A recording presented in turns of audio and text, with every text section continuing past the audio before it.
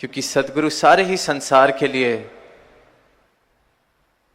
धरा पर आते हैं, सारी ही मानवता के लिए, कुल मानवता के लिए धरा पर आते हैं और सारी ही मानवता को इस प्रभु का ज्ञान, इस परमात्मा के दर्शन कराते हैं। निरंतर कल से हम संतों की वाणी सुन रहे हैं, उनके अनुभव सुन रहे हैं, बार बार यही कह रहे हैं कि यहाँ किसी का भी धर्म परिवर्तन नहीं, भावना की बदलाव की बात की जाती है। किसी के रहन सहन या खाने पीने के ढंग पर टीका टिप्पणी नहीं, बल्कि ये बताया जाता है कि ये तो सबको अपना ढंग मुबारक है, जो जैसे जी रहा है उसको वो जीना मुबारक है। हम ऐसी नज़र को प्राप्त करें, ऐसी दृष्टि को प्राप्त करें सद्गुरु के ज्ञान से कि हम सबके अंदर इस परमात्मा के दर्शन कर सकें, हम सभी में इस प्रभु को देख सकें, तो सही मायनों में हम धार्मिक कहलाए जाएंगे, सही मायनों में हम निर्वाण के, मुक्ति की राह पर, भक्ति की राह पर चलते हुए खुद को कह पाएंगे।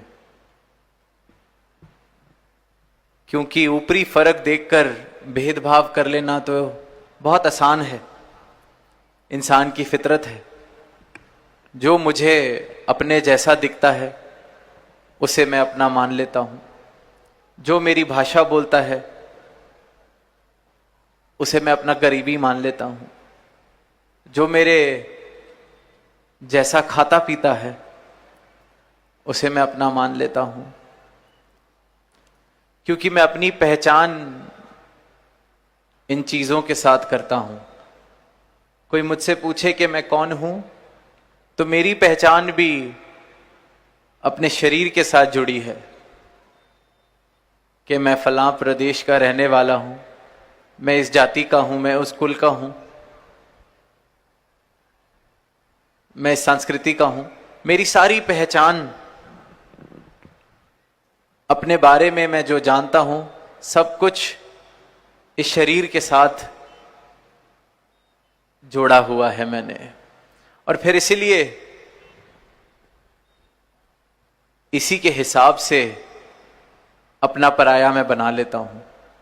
जो मेरी पहचान से मेल जोल खाते हैं वो मेरे अपने, और जो इस पहचान से मेल नहीं खाते उनके साथ एक दूरी बनती चली जाती है। और कई बार तो दूरी इतनी बड़ी कि नफरत का रूप भी ले लेती है।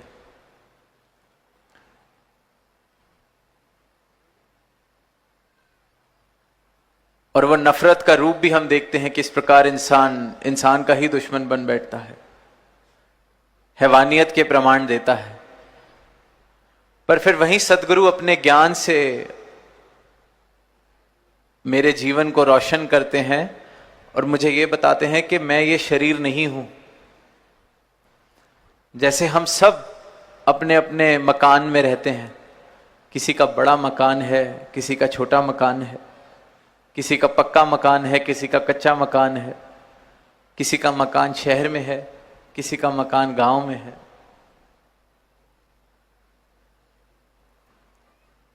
अब हम सब अपनी पहचान अगर अपने मकान के हिसाब से ही करने लग जाएं कि मैं अगर पक्के मकान में रहता हूं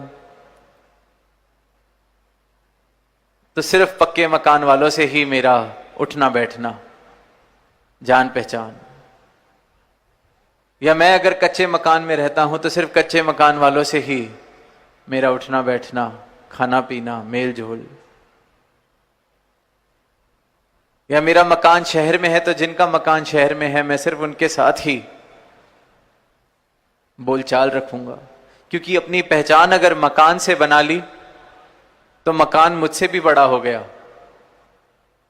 अपनी पहचान का मुझे खुद ही अंदाजा नहीं है, इस मकान को ही अपनी पहचान अगर मैं बना लूंगा तो फिर इसी प्रकार के फर्क करूंगा, दीवारें खड़ी करूंगा।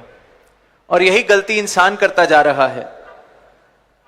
खुद को ये शरीर मान बैठा है, ये भी एक तरह का मकान है जिसमें मेरा मूल रूप, असल रूप सफर कर रहा है, जिसे हम आत्मा कहते हैं।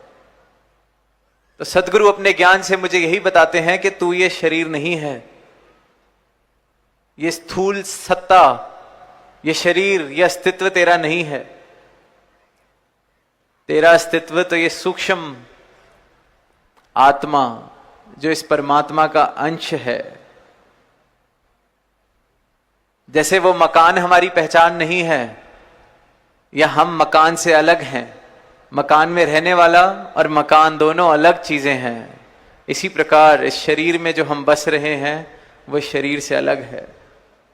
यह आत्मा इस परमात्मा का अंश है और ये सब में बराबर बस रही है, सबके अंदर एक एक मानव में बराबर बस रही है। इस बात से नहीं फर्क पड़ता कि शरीर काला है या गोरा है, नर का है या नारी का है। शरीर की पहचान किसी कुल से है या किसी जाति से है, ये सब तो इस शरीर की पहचानें हैं, इंसान ने खुद बनाई हैं, पर परमात्मा ने तो शुद्ध रूप से सबको एक बनाया है। और यही नजर सद्गुरु के ब्रह्म ज्ञान से हमें प्राप्त होती है।